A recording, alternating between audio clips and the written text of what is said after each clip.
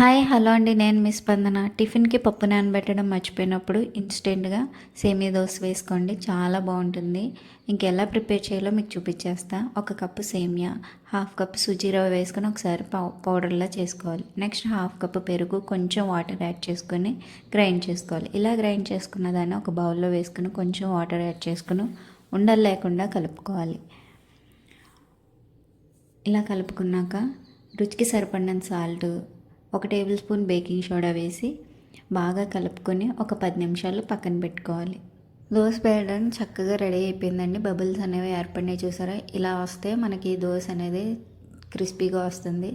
మీరు పిండి రుబ్బుకున్న వెంటనే వేసేస్తే కనుక దోశ అనేది పర్ఫెక్ట్గా రాదు. ఇంకా పాన్ హీట్ అయిన తర్వాత ఇలా దోశలా స్ప్రెడ్ చేసుకుని దానిపైన ఆనియన్స్, కొత్తిమీర, బటర్ అప్లై చేస్తే ఎంతో క్రిస్పీగా మనకి సేమియా దోశ అనేది రెడీ అయిపోయింది. ఇది పల్లి చట్నీతో లేదంటే కొబ్బరి చట్నీతో అయినా సర్వ్ చేసుకోవచ్చు. నేను ప్రీవియస్ వీడియోలో సొరకాయ కొత్తిమీర పచ్చడి చేశానండి. నేను దాంతో అయితే తీసుకున్నాను. టేస్ట్ చాలా బాగుంటుంది. ఒకసారి మీరు కూడా తప్పకుండా ట్రై చేయండి.